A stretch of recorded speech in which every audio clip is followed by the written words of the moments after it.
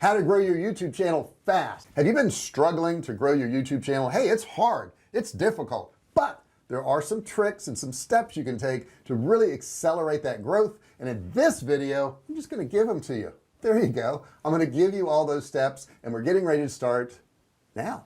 Here we go.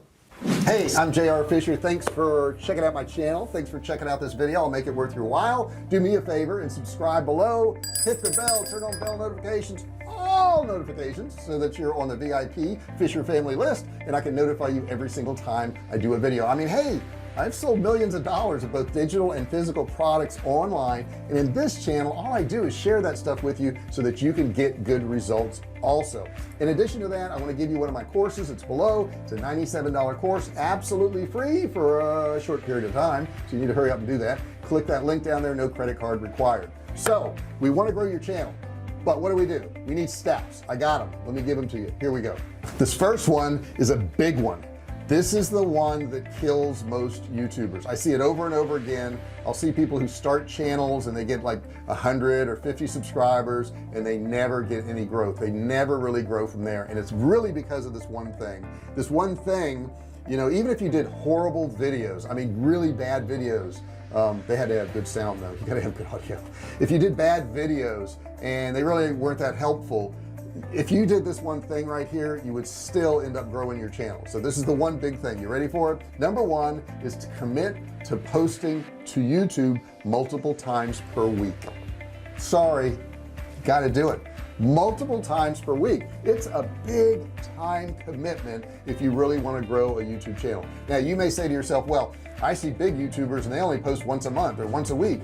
You will, but they've already grown their channel, and if you look back over their history, at some point they were probably posting every day or at least 2 or 3 times a week. Posting one video a week really is not enough to grow a YouTube channel. Now you may hit on a subject and may get a lot of views, but really essentially you need to commit to posting 2 to 3 times a week minimum. What I do is I shoot all my videos, I'm doing it today, in one day. I'll shoot 10 videos in one day, and I do that every 2 weeks. That way I have 5 videos every week that I can post to my channel. So that's a big one, and some of you aren't going to want to do that, but I'm telling you, that's the one thing that you got to do to really grow your channel. Number 2, develop a sustainable video production schedule. And here's what I mean by that. If you are taking 6 months to shoot a video and it's the best video in the world, I mean it's like, you know, motion picture quality, that's great, but you'll never grow your YouTube channel because you need to post 2 to 3 times a week. So how are you going to do this workflow?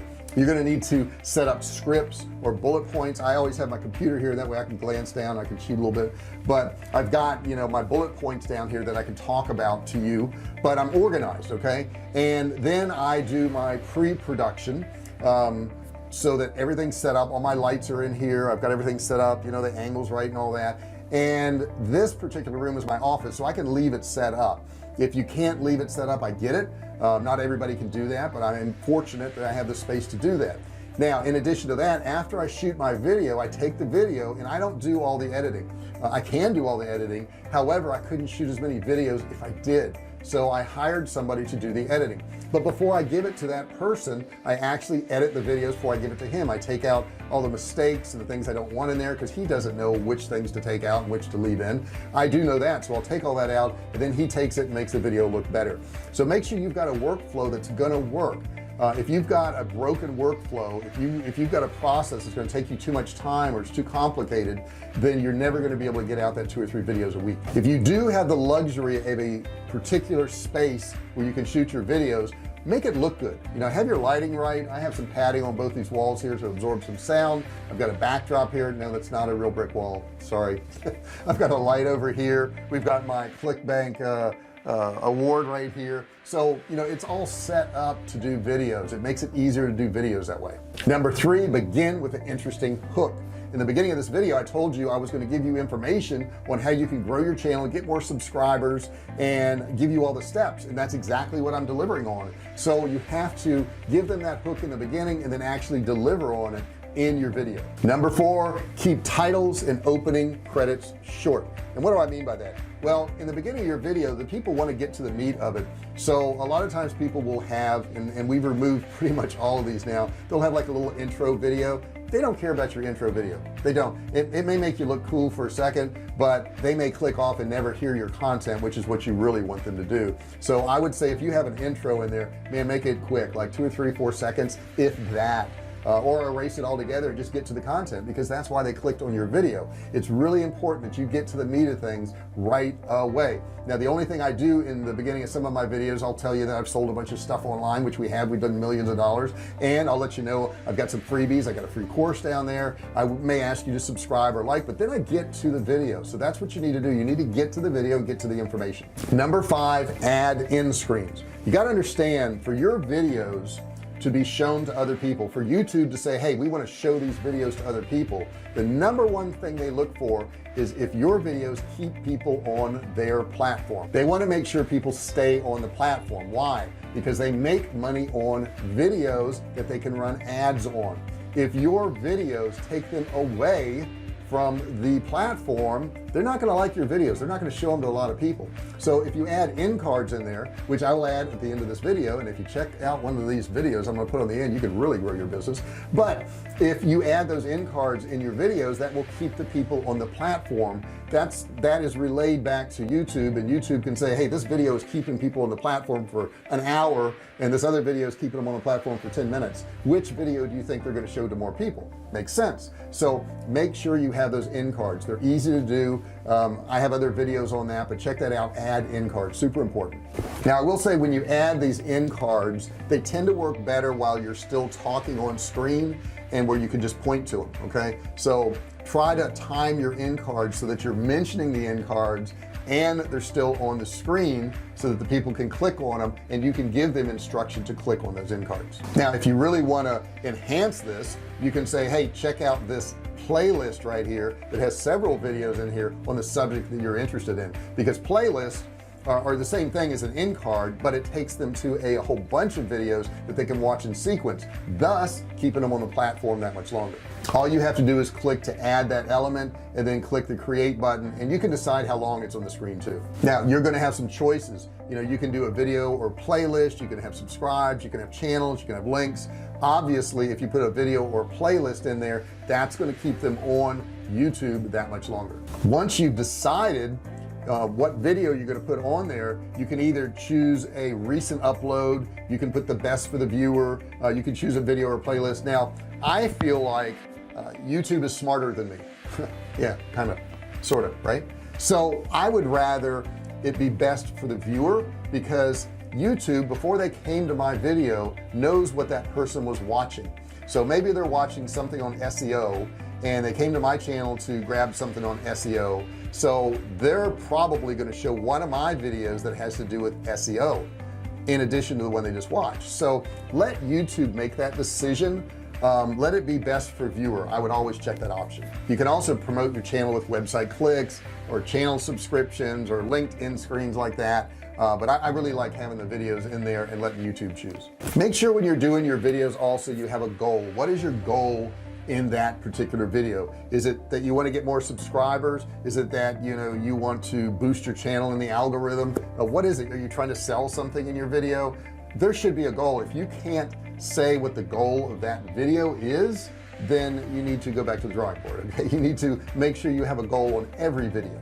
You see, if you pick a goal, you can actually craft your video around that goal instead of the other way around. You pick your goal first. What is it you want to do? Maybe you wanted to show somebody how to build a WordPress website. Well, that video is going to help them build a WordPress website if that was your goal in the beginning. Now once you've done this, you want to monitor what is going on. Is the end screens working? Are they not working? Do you need to switch them out? Make sure you go back and look at these metrics. Number 6, edit distractions out of your video. Okay, we don't want these people distracted. We want them watching the video. So you don't want to have like long pauses. You don't have a lot of ums and ahs. You don't want to have spaces where you're not talking. You want to stay on topic. You don't want to get off on tangents too often. Matter of fact, you don't want to get off on tangents. Okay, you really don't want to do that. You want to stick to the subject that they came to that video to watch it for. If you're constantly veering off subject, what you're doing essentially is you're inviting the viewer to leave, because they're like, this is not what I clicked on this for. This guy's talking about something else altogether different.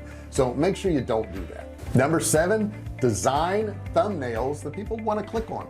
Now it seems like in the beginning nobody had thumbnails, they just had screenshots from their video and that was up there, and then people went to the point where they started putting some words on the screen, and then they got real fancy and they're putting pictures and all kinds of colors and graphics, and now it seems like they all have pictures and colors and graphics and they're all pretty fancy. So we're going to go more minimal. We're going to put, you know, 1 or 2 words on the screen, maybe a red background, that's it, because that's the only way to stand out. We know that we can't have the best thumbnails, we know that it's almost impossible to have the best thumbnails. It's hard to be better, but it's easy to be different, and that's what we're going to do, is we're going to be different. Now here's a cool example here. This red one at the top, you can see this video will make you angry.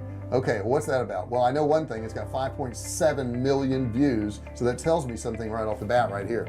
Now here's the cool thing, if you use a good thumbnail and it attracts clicks and it's a suggested video, the algorithm's going to pick up on that and they're going to suggest it more and more and more, and you can see huge growth on your video. Please don't clickbait them though, you know, don't put, you know, make money in 24 hours, and when they click on it, it's a multi-level thing that they have to, you know, get their friends and family to join. Don't do that. Okay, so if you put some words on there that are really strong and they say something, make sure you deliver on it in your actual video. Also, things you can do on the thumbnails, if you don't want to do a real plain one, you can have something that shows an image or teases a situation that's going to happen. It could be somebody falling, it could be something somebody's getting ready to eat and they're covering it up, or whatever it is. Make that to where they want to see what the next part of the story is. Here's an interesting one where the young lady just took a picture of herself and the thumbnail says, "I quit."